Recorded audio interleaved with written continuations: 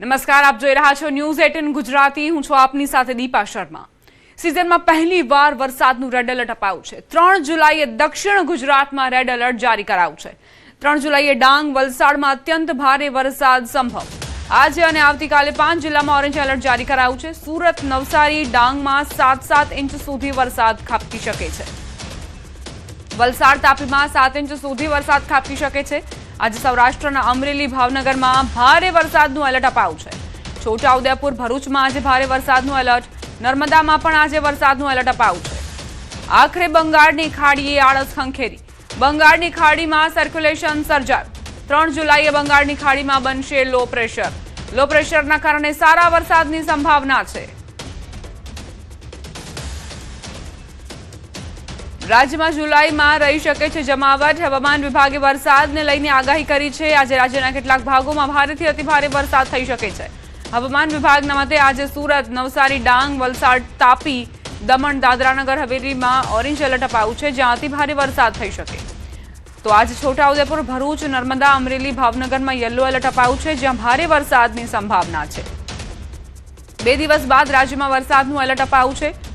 3-4 જુલાઈએ દક્ષિણ ગુજરાતમાં રેડ એલર્ટ રહેશે. 3 જુલાઈએ ડાંગ, વલસાડ, દમણ, દાદરાનગર હવેલીમાં અત્યંત ભારે વરસાદ થઈ શકે. 3 જુલાઈએ નર્મદા, સુરત, તાપી, નવસારીમાં ભારેથી અતિભારે વરસાદ વરસી શકે છે. જ્યારે 3જીએ વડોદરા, છોટાઉદેપુરમાં ભારે વરસાદ થઈ શકે છે. તેજ પવન, ગાજવીજ સાથે વરસાદની સંભાવના. 7 દિવસ રાજ્યમાં થંડર સ્ટોર્મ એક્ટિવિટી થઈ શકે છે. વીજળી પડવાના બનાવો પણ બની શકે તેવી આગાહી હવામાન વિભાગની. 40 થી 50 કિલોમીટરની ઝડપે પવન ફૂંકાઈ શકે છે. 30 जून से लेकर 6 जुलाई तक इसमें अगले 3 दिन कुछ हिस्सों में गुजरात रीजन और सौराष्ट्र कच्छ रीजन में हल्का से मध्यम बरसात का संभावना रहेगा. लेकिन आज गुजरात रीजन में हम heavy to very heavy rainfall का वार्निंग इक्का दुक्का स्थानों में हमने दिए हैं. हमने अभी बोला है वो 1 जून को हेवी रेनफॉल के साथ भी बारिश होने का संभावना रहेगा. 1 जुलाई को 2 जुलाई में सिमिलर सिचुएशन रहेगा. जो येलो वार्निंग आज दिया था, फिर डे 4 डे 5 में से 3 और 4 जुलाई extremely heavy rainfall red warning के साथ दिया गया है. पहले दक्षिण गुजरात की जो जिला है इसमें heavy to very heavy extremely heavy rainfall होने का संभावना रहेगा. जो 3 जुलाई में एक्सट्रीमली हेवी रेनफॉल होने का संभावना रहेगा डांग, वलसाड, दमन, दादरा नगर हवेली इक्का दुक्का स्थानों में. और वेरी हेवी जो इक्का दुक्का स्थानों में चांसेस रहेगा नर्मदा, सूरत, नवसारी और तापी. हेवी रेनफॉल बड़ौदा और छोटाउदेपुर के लिए दिया गया है.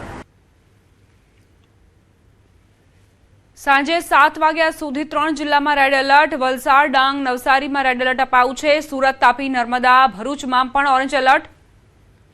દાહોદ, પંચમહાલ, છોટાઉદેપુરમાં ઓરેન્જ એલર્ટ જારી કરાયું છે. અમદાવાદ, આણંદ, ભાવનગરમાં ઓરેન્જ એલર્ટ. વડોદરામાં અને નર્મદામાં ઓરેન્જ એલર્ટ અપાયું છે. જૂનાગઢ, ભાવનગર, અમરેલીમાં ઓરેન્જ એલર્ટ. રાજકોટ, બોટાદમાં પણ ઓરેન્જ એલર્ટ જારી કરાયું છે.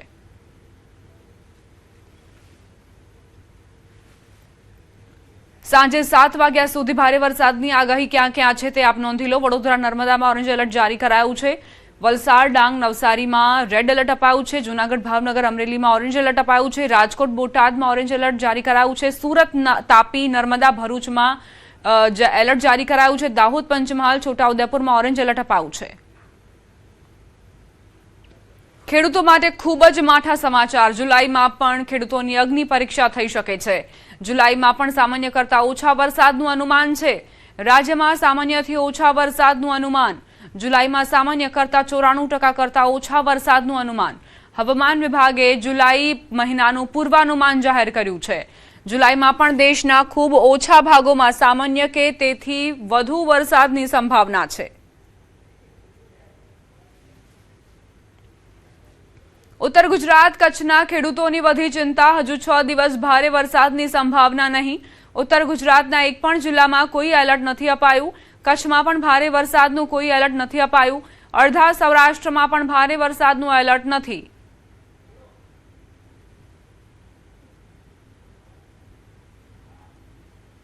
ગુજરાતમાં ચોમાસાએ બતાવ્યો અસલી મિજાજ. નવસારીમાં 3.66 ઇંચ વરસાદથી ઘરોમાં પાણી ઘૂસ્યા. સાવરકુંડલાની નાવલી નદીમાં પૂર આવ્યું. 72 કલાકમાં ચોમાસું ગુજરાતને કવર કરી લેશે. ભારેથી અતિભારે વરસાદની સંભાવના છે.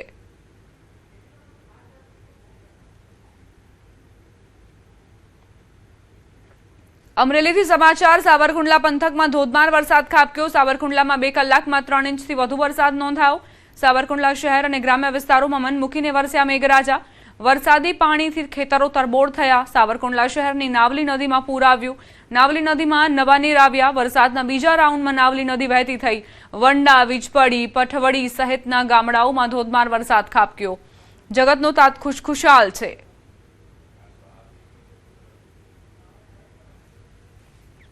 અમરેલીથી સમાચાર રાજુલા તાલુકામાં વરસાદની એન્ટ્રી। ખારી, ખેરાડી, ગોવિંદડી સહિતના ગામડાઓમાં વાવણી લાયક વરસાદ ખાબક્યો છે। વાવણી લાયક વરસાદ પડતા ખેડૂતો ખુશખુશાલ। જો કે મોટા ભાગના ગામડાઓ હજુ પણ વરસાદની કાગડોળે રાહ જોઈ રહ્યા છે।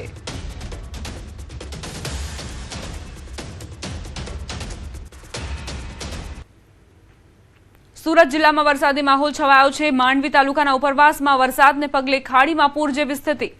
બૌધાનથી મુંજલા, ઉશ્કેર, રામકુંડ જવાના માર્ગ પર આવેલ વાવિયા ખાડીનો બ્રિજ પણ વરસાદી પાણી ફરી વળતા માર્ગ બંધ થયો। બૌધાનથી મુંજલાવ જવા માટે હવે 8 કિલોમીટરનો ચક્રાવો ફરવો પડશે।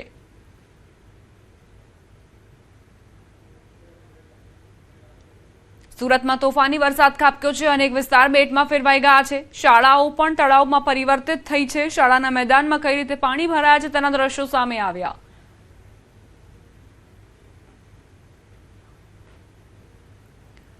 સુરતમાં થોડા જ વરસાદમાં ઠેર ઠેર પાણી ભરાયા છે। મુખ્ય રોડ પર પાણી ભરાતા પરેશાની થઈ રહી છે। મૈધરપુરા પોલીસ સ્ટેશન સામે પાણી ભરાયા।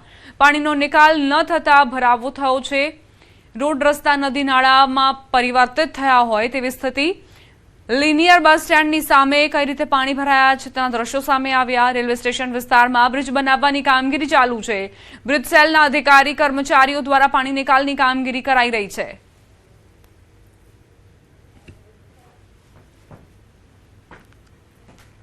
વરસાદી માહોલમાં ડ્રાઇવિંગ કરતા સાવચેતી રાખજો। વલસાડ જિલ્લામાં આજે વરસાદી માહોલ જામ્યો છે ત્યારે રોડ રસ્તાઓ કેટલા જોખમી બની જાય છે। ધરમપુરના કરંજવેરી ગામ નજીક વરસાદના કારણે ભીના થયેલા રોડ પર એક ટેમ્પો સ્લીપ થઈ ગયો હતો। આ દરમિયાન એક બાઇક ચાલક પણ ટેમ્પોથી માંડ બચ્યો। સમગ્ર ઘટના સીસીટીવી કેમેરામાં કેદ થઈ અને હાલ તેનો વિડીયો સોશિયલ મીડિયા પર વાયરલ થઈ રહ્યો છે। સદનસીબે કોઈ જાનહાનિ કે ઈજાના સમાચાર નથી। લોકોએ રાહતનો શ્વાસ લીધો।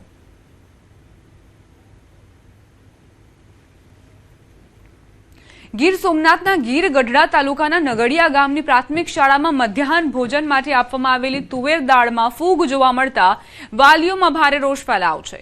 બાળકોના આરોગ્ય સાથે બેદરકારીના આક્ષેપો વચ્ચે વાલીઓ અને ગ્રામજનોએ મામલતદાર અને પુરવઠા વિભાગ સમક્ષ રજૂઆત કરી હતી। જ્યાં સુધી જવાબદારો સામે કાર્યવાહી નહીં થાય અને ગુણવત્તાયુક્ત ભોજનની ખાતરી નહીં મળે ત્યાં સુધી બાળકોને શાળાએ નહીં મોકલવાનો ગ્રામજનોએ નિર્ણય કર્યો છે। મામલતદારશ્રીને જાણ કરતા મામલતદારશ્રીએ એવું કીધું કે ભાઈ ગોડાઉન મેનેજરની જવાબદારી હોય છે અને ગોડાઉન મેનેજરશ્રી સાથે વાત કરી તો એમના દ્વારા એવું કહેવામાં આવ્યું કે અમે અમારી રૂબરૂમાં આ બધા સ્ટોક જે છે એનું લેબ પરીક્ષણ કરીને પછી જ અમે મોકલું છે। તમારે આરટીઆઈથી માહિતી જોતી માંગી લેજો અને બેદરકારી ભેરો જવાબ આપ્યો એટલે ફરી અમે મામલતદારશ્રીનો સંપર્ક કર્યો અને મામલતદારશ્રીએ એવું કીધું કે ભાઈ તમે કહો એમ કાર્યવાહી ન થાય અમે કહેશું એમ થશે। એટલે ઉદ્ધતાઈ ભેરી વાત કરી છે।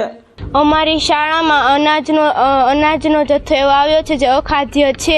જ્યાં સુધી આની ઉપર કાર્યવાહી નહીં થાય ત્યાં સુધી અમે કોઈ શાળાએ આવશું નહીં। ઘટનાની જાણ થતાં વહીવટી તંત્ર પણ એક્શનમાં આવ્યું। અધિકારીઓની ટીમે સ્થળ પર પહોંચી તપાસ શરૂ કરી। પ્રાથમિક તપાસમાં 10 બોરીમાંથી 1 બોરીમાં ફૂગ હોવાનું સામે આવ્યું છે જ્યારે સમગ્ર જથ્થાની તપાસ બાદ આગળની કાર્યવાહી કરવામાં આવશે।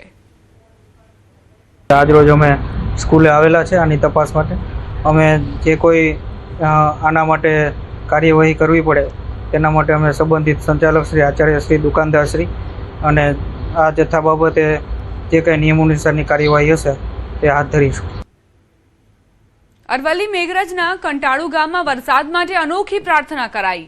કંટેશ્વર મહાદેવ મંદિરમાં મોટી સંખ્યામાં મહિલાઓએ શિવલિંગ પર જળાભિષેક કરીને મહાદેવને રીઝવવાનો પ્રયાસ કર્યો। લોકમાન્યતા અનુસાર મહાદેવના ગર્ભગૃહમાં પાણી ભરીને શિવલિંગને સંપૂર્ણપણે ડૂબાડવાથી મેઘરાજા મહેરબાન થાય છે અને વરસાદ આવે છે। વરસાદ ખેંચાતા ગ્રામજનોએ શ્રદ્ધાભાવે મહાદેવને પ્રાર્થના કરી અને સારા વરસાદની કામના વ્યક્ત કરી હતી। ડેગડા ભરી અને શિવલિંગને પાણીમાં ડૂબાડ્યું છે અને એવી માન્યતા સાથે આ વરસાદ નીચે ઉતરે એવી અમે અપેક્ષા રાખીએ છીએ અને બધી બહેનો ભેગી થઈ અને આ મહાદેવજીને રીઝવવા માટે અમે આવ્યા છીએ. વરસાદના વિલંબે મહેસાણા જિલ્લાના ખેડૂતોને ચિંતામાં મૂકી દીધા છે. સામાન્ય રીતે ખરીફ સિઝનમાં 2.87 લાખ હેક્ટરમાં વાવેતર થતું હોય છે, પરંતુ અત્યાર સુધી માત્ર 43,000 હેક્ટરમાં જ પિયત આધારિત વાવેતર નોંધાયું છે. જિલ્લામાં માત્ર 2.77% વરસાદ નોંધાતા મોટાભાગના ખેડૂતો હજુ સારા વરસાદની રાહ જોઈ રહ્યા છે. ખેતીવાડી વિભાગે આકસ્મિક પાક આયોજન જાહેર કરી ખેડૂતોને ટપક અને ફુવારા પિયત પદ્ધતિ અપનાવવા, પાણીનો કરકસરપૂર્વક ઉપયોગ કરવા અને વરસાદના સમય અનુસાર અડદ, ઘાસચારો તેમજ એરંડા જેવા